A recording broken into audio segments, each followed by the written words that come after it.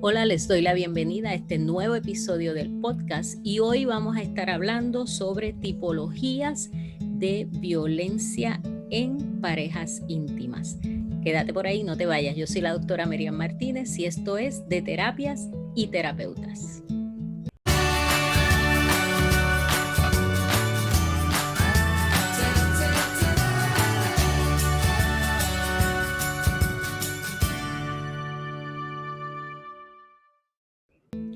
Hola, bienvenidos una vez más a este episodio del podcast de Terapias y Terapeutas. Hoy vamos a estar hablando sobre la violencia doméstica, pero vamos a estar analizando desde la perspectiva de las tipologías.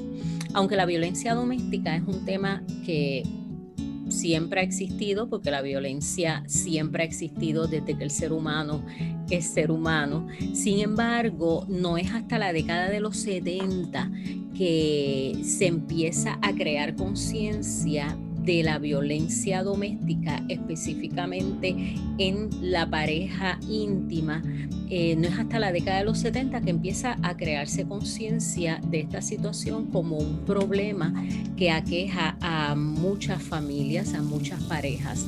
Hasta ese momento, a pesar de que la violencia dentro de las relaciones íntimas o la violencia intrafamiliar siempre había existido, se descartaba en cierta medida esta problemática como un asunto de la familia, un asunto donde nadie debe meterse, un asunto donde pues no le incumbe a nadie fuera del núcleo familiar trabajar con este asunto de violencia. Tristemente, todavía en el siglo XXI enfrentamos situaciones en las que muchas personas piensan que el asunto de la violencia doméstica es un issue personal, es un issue privado y nadie debe meterse ahí, que el gobierno no debe meterse, la policía no debe meterse. Y la problemática ha ido en aumento, la problemática, a pesar de crearse conciencia, es una problemática que está muy arraigada en la situación social en todos los países, en todas las culturas, por supuesto, unos más que otros, unas culturas más que otras. Sin embargo, es un problema bien generalizado. En esa misma década de los 70, cuando se empieza a crear conciencia, diferentes estudiosos de la conducta humana y diferentes sectores se dan a la tarea de buscar alternativas de explicación de dónde surge la violencia en este caso intrafamiliar o violencia dentro de la pareja íntima, y a tratar de buscar alternativas que pudieran dar una explicación a este asunto. Aunque fueron muchas las posturas y las teorías varias que surgen a raíz de este pensamiento de tratar de buscar alternativas, tratar de buscar explicación, hay dos teorías que se desarrollan como las más influyentes desde la década de los 70 hasta nuestros días. De las dos teorías que conocemos que en cierta medida han trascendido a través de todos estos años, tenemos la teoría feminista que muchos conocemos. La teoría feminista establece que el origen de la violencia está en el concepto y la filosofía y el estilo de vida patriarcal, donde el hombre se siente con el poder, con la autoridad de dominar a la mujer, donde el hombre degrada a la mujer muchas veces hasta como ser humano, donde el hombre tiene una posición privilegiada sobre la mujer. Y en las relaciones familiares, en las relaciones de pareja, este hombre con esta mentalidad patriarcal, con esta mentalidad machista, con esta mentalidad de superioridad, establece poder y control en la relación de pareja. Parte de ese poder y control es establecer sus dominios, por llamarlo de alguna manera, controlar a la mujer, y se origina la violencia cuando el hombre siente que hay una amenaza a esa posición privilegiada de poder de parte de la mujer, ¿verdad? Una amenaza de parte de la mujer a ese estilo de vida patriarcal o a este pensamiento machista, y que de ahí entonces surge la violencia del hombre tratando de establecer poder y control, su poder sobre la mujer y control sobre las decisiones. Y esto llevado ya a la práctica individual, a la práctica más cotidiana, pues es el hombre que siente que tiene el poder de decirle a la mujer cómo debe vestir, de dar permiso o no para que la mujer pueda salir de la casa o no salir de la casa, trabajar o no trabajar, controlar el dinero, controlar sus amistades, con quién puede reunirse, con quién no, con quién puede hablar, con quién no puede hablar. Y todo este tipo de situaciones se dan dentro de este contexto machista en el que el hombre establece su dominio, su control, su poder. Ese es el postulado a grandes rasgos, obviamente, del pensamiento feminista y la explicación feminista a la problemática de la violencia en las relaciones de pareja. Esta filosofía y esta postura feminista ha influenciado grandemente, no solo a nosotros los profesionales de la conducta. Todos conocemos de alguna manera el ciclo, ¿verdad? Trabajemos o no con parejas de violencia doméstica, estamos familiarizados con estos conceptos: la rueda de poder y control, el ciclo de la violencia, el síndrome de la mujer maltratada, y este tipo de pensamiento y este conocimiento influyó la toma de decisiones, incluso de tratamientos, de programas y servicios para las víctimas, cimentados en el pensamiento feminista. Es importante reconocer y es importante señalar que el postulado feminista no niega que hay agresoras mujeres. Y erróneamente se ha querido, o muchas veces atacando esta corriente de pensamiento, se ha establecido de que las feministas odian a los hombres, que no dicen que todos los hombres son maltratantes, siempre la mujer es la víctima, etcétera, etcétera.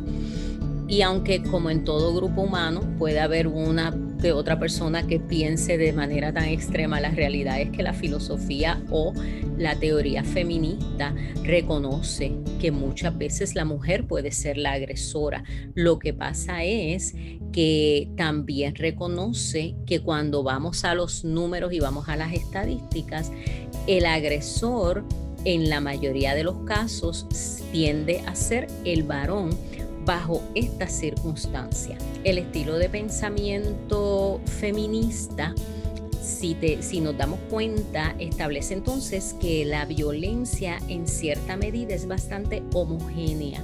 Tiene una visión homogénea de la violencia y una visión homogénea de quien crea la violencia.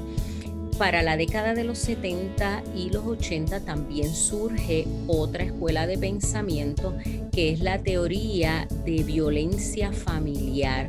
Y esta teoría de violencia familiar, al igual que la teoría feminista, es una teoría que ha trascendido el tiempo en términos de dar explicación y por lo tanto alternativas al problema de la violencia doméstica. La teoría de violencia familiar, que fue desarrollada por Kurtz en los 80, básicamente cuando toma forma, aunque ya en los 70 se estaba hablando de esto, lo que establece es que la violencia se da y ocurre dentro de las relaciones familiares, dentro de las relaciones íntimas, porque hay un problema en el manejo de los conflictos. Así es que, en cierta medida, esta teoría se aleja del postulado feminista de la causa de violencia y establece, no, el problema de la violencia viene porque los seres humanos enfrentan conflictos y cuando los seres humanos enfrentan conflictos van a tratar de resolverlos. El problema está en cómo resuelven los conflictos y entonces se genera violencia cuando los protagonistas de ese conflicto no conocen o no saben cómo manejarlos de otra manera. Así es que en cierta medida y por varias décadas la teoría de violencia familiar y la teoría de feminista estaban en cierta medida en dos esquinas diferentes en cuanto a qué causa la violencia. ¿Cómo eso afecta o no? Bueno, porque la opinión que se pueda tener o la teoría que se pueda esbozar con relación a por qué surge la violencia va a establecer cuál va a ser el tratamiento, cuál va a ser el camino a seguir para recuperación, para trabajar con víctimas. Hoy en día, 20, 30 años hacia acá, se ha estado estudiando el tema de la violencia íntima, la violencia en las relaciones íntimas o violencia intrafamiliar, y se ha estado en cierta medida reconceptualizando todas las ideas y las posturas y las teorías con relación a cómo surge la violencia. Ya en años recientes, las investigaciones en torno al tema de la violencia doméstica han buscado establecer una visión un poquito más heterogénea de esta problemática y buscar explicaciones que puedan adaptarse a diferentes casos en términos de por qué ocurre la violencia doméstica, la violencia intrafamiliar en las relaciones de pareja y en las relaciones familiares en general.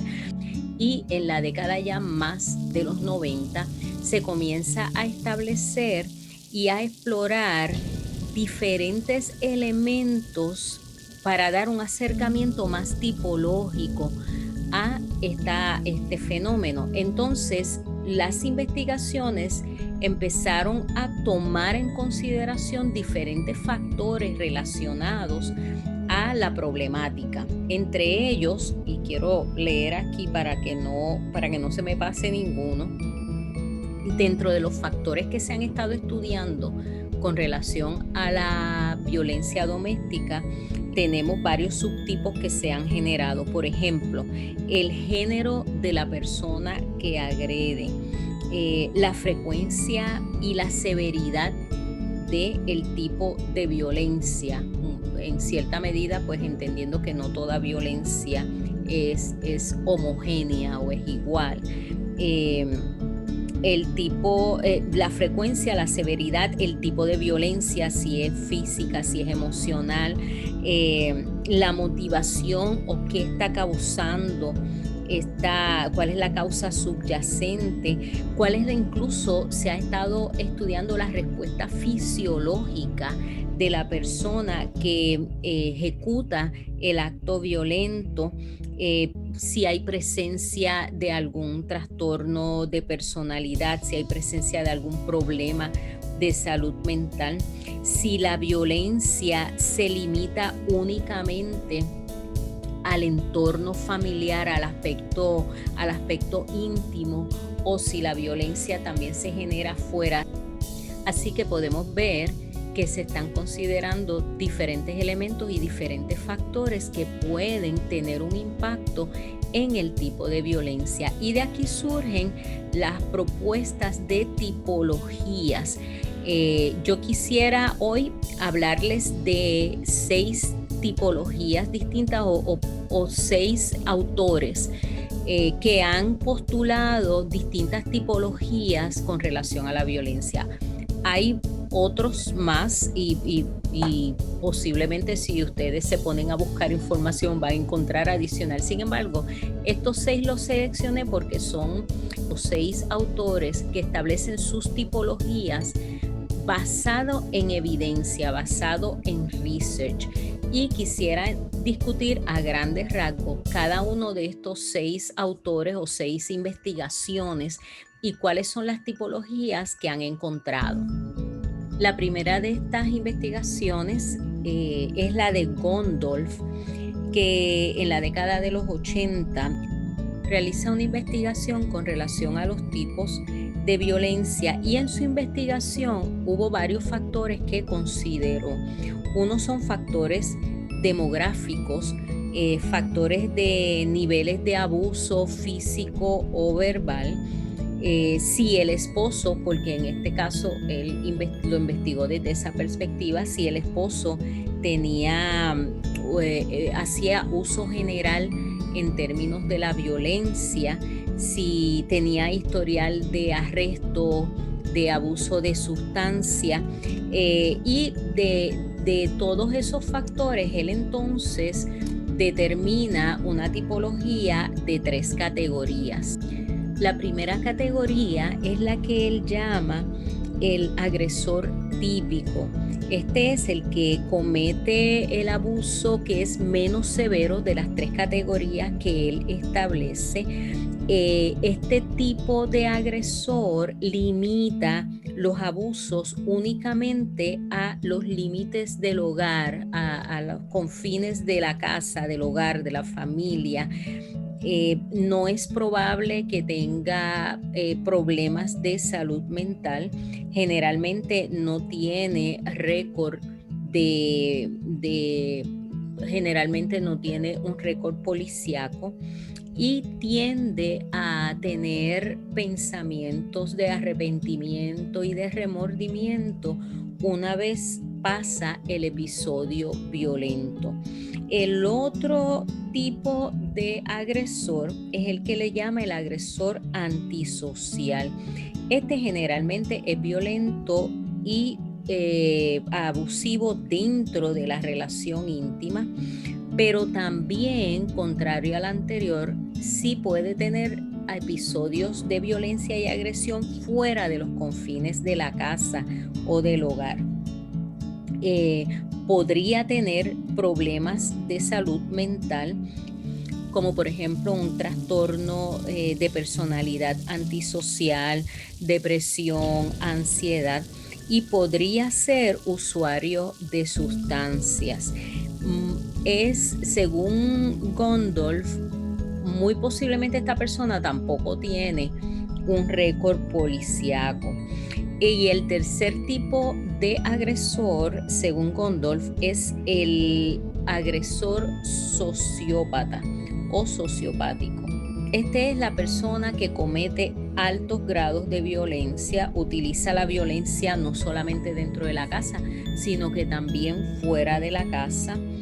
Puede tener arrestos frecuentes por crímenes violentos y no violentos. Por lo general es un fuerte usuario de alguna sustancia, alguna droga, alcohol. Tiene muy poca empatía con los demás y muy pocas veces tiene remordimientos o tiene sentimientos de arrepentimiento una vez pasa el episodio violento. La segunda investigación de la que les quiero hablar la realiza Holdsworth, Monroe y Stewart. Esto fue ya en la década de los 90.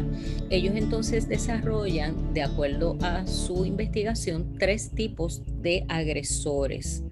Dentro de la investigación, ellos consideraron 3 factores, 3 variables. Una es la severidad y la frecuencia de la violencia del esposo, la generalidad de esa violencia, o sea, si la violencia se comete dentro de la casa nada más o si también se extiende fuera de las paredes del hogar, y si esta persona violenta tiene algún tipo de trastorno de personalidad o algún tipo de problemas de salud mental. Ellos entonces establecen 3 tipos de agresores. El primero es el agresor único de familia o solamente familiar. Este es el que no utiliza la violencia fuera de la casa. Por lo general no tiene ninguna patología y muy pocas veces utilizan el abuso sexual o el abuso psicológico. Esta es la persona que va a experimentar remordimiento, arrepentimiento, después que tiene el incidente violento.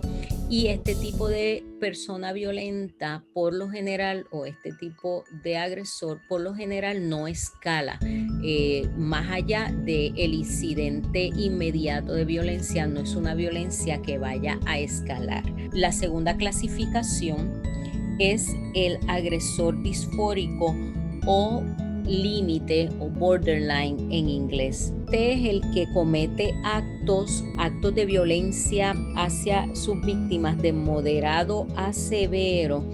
No tiende a exhibir conducta violenta fuera de la casa y si está un poco afectado psicológicamente, puede tener un poco de estrés, pudiera tener algunos rasgos de trastorno de personalidad límite o borderline personality disorder, donde pues puede experimentar celos, una persona con mucha dependencia, mucho temor al abandono, temor a perder a su pareja. Y el tercer tipo es el agresor general, violento y antisocial. Este tiene una alta posibilidad de involucrarse en actividades violentas o en abuso fuera de la casa, fuera del hogar. Muy probablemente muestra algún tipo de trastorno de personalidad antisocial. La tercera investigación de la que me gustaría hablar es la de Johnson. Johnson, que realiza su investigación ya en la década de los 90, ya como para el 2008, principio de los 2000 también, basa su investigación tomando en cuenta diferentes factores en cuanto a la violencia en relación de la pareja. Y uno de los factores que considera es la mutualidad de la violencia. En otras palabras, que quien ejerce o quien tiene la conducta violencia puede ser tanto el hombre como la mujer. Otro elemento que consideró fue la frecuencia de la violencia, si la violencia escala o no escala y si hay reciprocidad. Y él estableció 3 tipologías de agresión. La primera tipología es la violencia situacional de pareja. Esta es la que ocurre de manera ocasional entre la pareja. Usualmente consiste de algunos quizás pequeños actos de agresión, aunque podrían haber actos un poquito más intensos. Sin embargo, él encontró que este tipo de violencia muy rara vez escala, tiende a no escalar, no involucra un patrón constante ni patrón de control y puede ser perpetrado tanto por el hombre como por la mujer. El segundo tipo de agresión que él encontró o que él identifica es lo que él llama el terrorismo íntimo. Esta él la identifica como un tipo de violencia utilizada para establecer el control en la relación. Utiliza pues una combinación de estrategias para mantener a la persona que se quiere controlar bajo el dominio. Se utiliza la amenaza, la intimidación, control financiero, control o abuso psicológico, el aislamiento. Él sí identifica este tipo de violencia como una violencia que tiene la tendencia a escalar y que podría muy bien ser una violencia letal. Interesantemente, Johnson identifica el tercer tipo de violencia o el tercer tipo de agresión, es lo que él llama la resistencia violenta, y es la persona que responde con agresión o responde con violencia cuando está bajo el ataque del terrorismo íntimo. Así es que interesantemente Johnson le da una tipología a esta persona que ha estado sufriendo violencia y que ha estado en cierta medida en el lado de la víctima, recibiendo toda esa agresión y que cuando en un momento dado responde a eso es a lo que él llama la resistencia violenta. Así es que él lo tipifica como una de los tipos de violencia. Sin embargo, es importante entender que es una violencia que ocurre en respuesta a una violencia que se ha estado llevando a cabo a través de un patrón como lo es el terrorismo íntimo. En la década de los 90 también tenemos a Hamburger, que desarrolla en sus estudios una postura con relación a 3 tipologías de violencia. La primera es la que él llama no patológica. Esta es la que tiene bajos niveles de violencia y bajos niveles de frecuencia. La persona no está deprimida, sus niveles de coraje son bajos y muy posiblemente la persona no tiene ningún tipo de problemas de uso ni de sustancia ni de uso de alcohol. Del mismo modo, el segundo tipo que nos muestra este investigador es el que él llama el dependiente pasivo agresivo. Esta es una persona que psicológicamente está un poquito más afectada, un poquito más estresada y puede tener patrones de borderline, patrones de personalidad límite, algo de depresión, algo de ansiedad. La tercera tipología que nos muestra él es el que llama antisocial. Esta tipología de violencia la describe como altamente letal. Es una violencia que va a aumentar, que va a escalar y que van a ser más constantes los incidentes de violencia. La persona va a tener la tendencia a enojarse con facilidad. Muy probablemente es usuario o usuaria de droga y muy probablemente la violencia también se manifiesta fuera de los confines de la casa, muy probablemente se manifiestan fuera del hogar. La quinta investigación de la que quisiera hablarles es la de Gottman y Jacobson. Y esta investigación particularmente es interesante porque ellos en su estudio toman en consideración la respuesta fisiológica de la persona que agrede. Así es que son los que consideraron o tomaron en cuenta cómo responde físicamente, cómo responde el cuerpo de la persona que agrede y de ahí tomaron información para establecer las 2 tipologías que plantean. El primer tipo que ellos identifican le llaman pitbull y este tipo de agresor o agresora tiene niveles bajos a moderado de violencia dentro de la relación. En términos de la respuesta fisiológica, hay un aumento en el ritmo cardíaco a medida que la persona se va volviendo más agresiva verbalmente con su pareja. Es una persona que por lo general es emocionalmente dependiente. El segundo tipo que ellos identifican le llaman cobra. Distinto al pitbull, que a medida que va teniendo el evento de violencia o de agresión verbal, su ritmo cardíaco va aumentando. En el caso de las cobras ocurre al revés. Ellos encontraron que cuando la persona sigue aumentando en términos de su nivel de violencia y agresión, el ritmo cardíaco va bajando. Identificaron también que estas personas son capaces de actos bien extremos de violencia. Por lo general ejercen y practican también actos violentos fuera del hogar. Tienen conducta antisocial, muy probablemente abuso de sustancia y se consideran extremadamente peligrosos. Finalmente tenemos la investigación realizada por Simpson y sus colegas. Esta investigación ellos la realizaron de parejas que llegan buscando ayuda y a raíz de esas investigaciones se encontraron 3 tipologías. La primera tipología es la que llama no violenta, es donde ocurre cierto grado de agresión más bien psicológica, pero no existe agresión física ni sexual, ni hay ningún tipo de daño físico dentro de la relación. El segundo nivel que él identifica es lo que llama bajo nivel de violencia.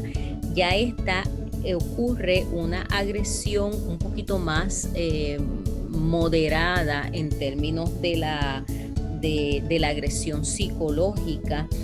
Puede haber algo de agresión física y pudiera haber algo de coerción sexual. La tercera tipología que identifican es la violencia moderada a severa.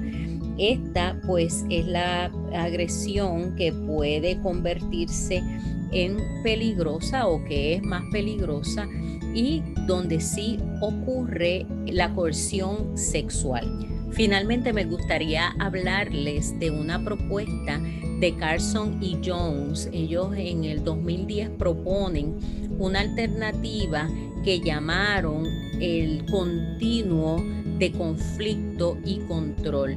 Quizás en cierta medida como alternativa a la rueda de poder y control. Ellos tomaron las posturas de la teoría feminista, las posturas de la teoría de la violencia intrafamiliar o de la teoría de violencia familiar y las posturas del desarrollo de las diferentes tipologías de violencia y formaron lo que llamaron el continuo de conflicto y control. Vamos a ver cómo se ve este planteamiento. En el lado izquierdo tenemos el conflicto y ellos conceptualizan este continuo considerando tres elementos: el victimario o la victimaria, el tipo de violencia y la víctima. Y desarrollan un continuo de tres grupos diferentes. En el primer grupo tenemos que el victimario no es usuario de sustancia, tiene bajos niveles de agresión o de coraje, poca patología si alguna, y que puede haber una mutualidad en términos de género, o sea que puede ser tanto hombre como mujer. En ese mismo grupo, en términos de la violencia, tenemos que no es frecuente la violencia, no hay violencia fuera de la relación de pareja, la severidad es baja y la violencia podría escalar del conflicto. En términos de la víctima en este grupo 1 es poco el temor que siente y podría amenazar con divorciarse. Si seguimos en el continuo, tenemos entonces el grupo 2, donde el victimario o la victimaria hace uso o abuso de sustancia, tiene una tendencia moderada al coraje, podría tener ansiedad y depresión y trastorno de personalidad límite. En términos de la violencia dentro de este grupo 2, tenemos que la violencia es más frecuente, sin embargo no hay violencia fuera del hogar o fuera de la casa. Y en términos de la severidad de la violencia es moderada a baja. En este caso, la víctima puede tener algo de temor, quizás tendencia a trastorno de estrés postraumático o depresión y pudiera buscar el divorcio, pudiera buscar salir de la relación. El otro extremo de este continuo tenemos entonces el grupo 3, donde el victimario o la victimaria usa sustancia, tiene un alto grado de tendencia al coraje, al enojo, podría tener trastorno de personalidad antisocial, conducta criminal y usualmente es un varón. En el tipo de violencia es frecuente, se utilizan tácticas no violentas de control. La violencia se puede extender fuera de la familia, la severidad también puede aumentar y se quiere establecer poder y control dentro de la relación de pareja. La víctima, cuando se encuentra en este renglón, estamos hablando de que la víctima tiene un alto grado de temor, pudiera tener actos de violencia también a manera de autodefensa, va a tener la tendencia también a desarrollar un trastorno de estrés postraumático o de depresión. Interesantemente, muy pocas personas en el lado de la víctima, en este caso, buscan el divorcio. Algo que encontraron los investigadores es que la persona que está en este extremo, recibiendo como víctima este extremo de violencia, tiene el temor es tanto que evitan la separación o el divorcio porque temen por sus vidas. Así que permanecen en la relación muchas veces motivadas por el temor. Y tenemos entonces en el extremo el control. Como podemos ver, estamos hablando de un continuo que comienza con el conflicto y con los grados o las tipologías más bajas en términos de violencia hasta las tipologías más altas en términos de violencia por el deseo de establecer control en la relación. El conocimiento de las distintas tipologías tiene unas implicaciones importantísimas para nosotros como profesionales de la conducta, como profesionales de ayuda, como terapeutas de pareja, terapeutas de familia. Nos ayuda a establecer qué enfoques terapéuticos podemos utilizar de acuerdo al tipo de violencia que está experimentando nuestros clientes.